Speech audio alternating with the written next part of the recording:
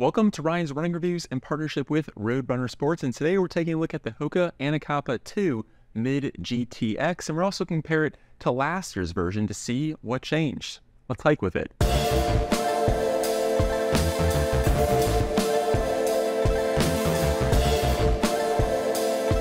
Before we get started, I do want to say that these shoes were provided to me by Roadrunner Sports. However, no one had a chance to preview this video, and the file synopsis is my own.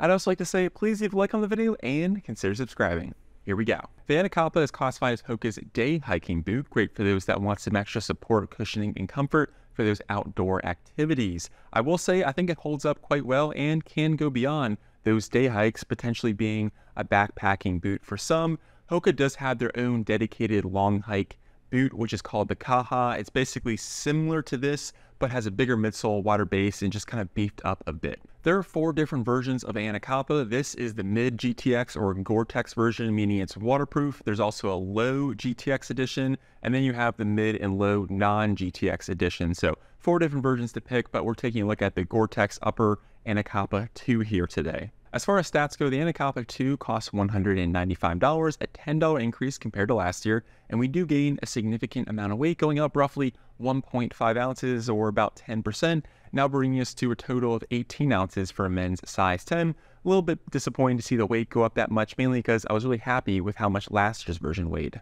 The stack height got a slight adjustment. Last year we had 39 in the heel, 30 in the forefoot for an 8mm drop, and that's been reduced 1 whole millimeter to now 38 in the heel and 30 in the forefoot. So basically we just lose 1mm in the heel, giving us an 8mm drop compared to last year's 9mm drop. Not much of a difference. The upper has been completely redesigned, and I am happy to say that because last year the upper let me down in a handful of ways that really prevented me from liking and using this shoe a whole lot. Just too painful to use. The first thing was there's a couple seams on the inside that created very painful points for my ankle. I tried different lacing configurations, but the only thing that really worked is if you don't lace up the top of the boot, and that kind of defeats the whole point of having a high top or mid-level boot. So really couldn't do that. My wife had the same issue, so it wasn't just me.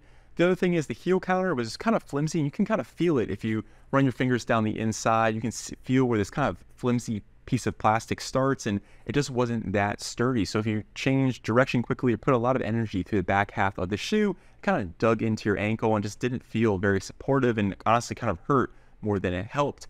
The other thing is the tongue towards the midfoot, rather thin, didn't give you a whole lot of lace pressure. I would have liked maybe just a tad bit more padding.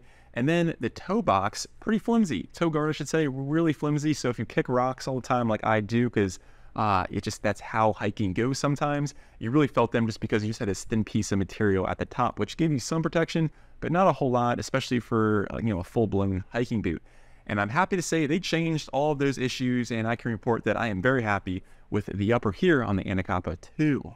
To start, the upper feels much more consistent on the inside. Didn't have any friction points, pain points, or anything. It was incredibly comfortable, kind of what I was hoping that the first version would be. So no issues here. The second thing is the heel counter, a little bit more rigid, but you can't feel it on the inside. It doesn't dig into your ankle if you put a lot of energy through kind of the back half of the shoe. So they fixed that, which is quite nice. The tongue has a little bit more padding to it, so you don't get as much lace pressure. And they gave us this heavy-duty toe guard at the front, which is rubberized and rather stiff. Gives you a decent level of toe protection and is substantially better compared to what we saw last year. They also kind of gave us this mesh material towards the top of the toe box, where last year was this synthetic material. So I feel like the breathability did increase just a little bit. And yes, it is Gore-Tex, but I do like this material better than this kind of thin, whatever synthetic material they had on the first version. You still have the leather through the midfoot, and the Gore-Tex here is made partially of recycled material, so it does get a little bit more stable with regard to the upper. The other thing I'll mention is the Achilles part. It does get our Achilles cushioning section, whatever you want to call it. With the pull tab, it gets a little bit larger, and I thought it was quite comfortable. I liked it last year, and the fact that it's a little bit more plush and taller, I think, is a nice thing. Overall, it fits true to size, a lot more just substance to this upper. It just hugs your foot in a better way. Last year, I thought the upper was a little bit flimsy, and this year it just feels a little bit more robust, and I was very, very happy with the fit. Kind of went from like one of my least favorite hiking shoes to now one of my favorite hiking shoes, just because of how they reconfigured the materials, the fit, and everything like that. So I can report the Anacapa 2, it gives basically just a thumbs up. It's good to go. Last year, not so much. They also added the small lace interaction point towards the top of the tongue, which did not exist last year. Now, this is kind of a good and bad thing. It makes the lockdown a little bit better, keeps the tongue from moving, but makes untying and tying your boots a little bit more cumbersome just because you have this extra loop that you have to manage while trying to get the right amount of pressure around your ankle. So you can always undo it, but just something I thought I would talk about. I'll also say, still a gusseted tongue, kind of par for the course on a hiking boot. I put this shoe in water and mud and my foot stayed dry and no debris got inside. So I was quite happy with the overall performance of this upper here, especially on the Gore-Tex edition. Moving on to the midsole, we have some minor changes. They altered the geometry just a bit. And if I had to guess, it looks like they gave a bit more volume to the midsole here on the Anacapa 2. It's also EVA foam with 30% sugarcane, making it slightly softer compared to last year's midsole, which was compression molded EVA foam. So nothing too crazy, just not like a massive difference, but I will say when putting one shoe on each foot, this version or the new version felt slightly softer.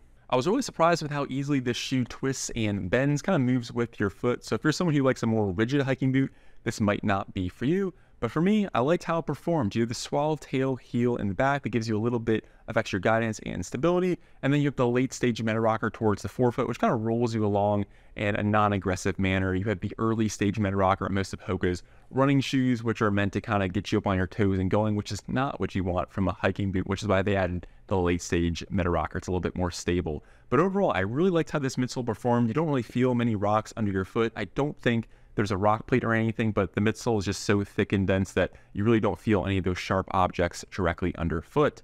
If you liked last year's version, I think you'll like this just because it's very familiar, just slightly softer.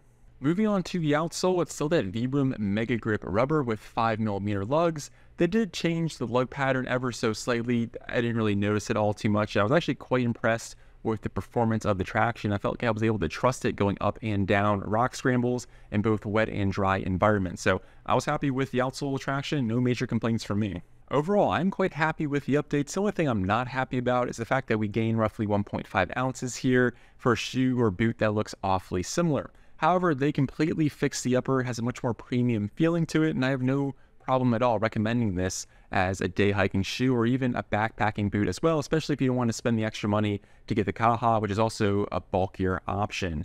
But with that being said, I like the updates here. It feels very familiar with regard to the midsole, just again, slightly softer. And if you like last year's version, I think you'll like this. Again, the only big disappointment is the fact that it gained a decent amount of weight. So let me know down in the comments, what do you think of HOKA hiking boots, or do you just use trail runners for all your hiking and backpacking needs? I would love to hear from you. Well, I'm Ryan for Ryan's Running Reviews, and I'll catch you guys on the next one. Thanks.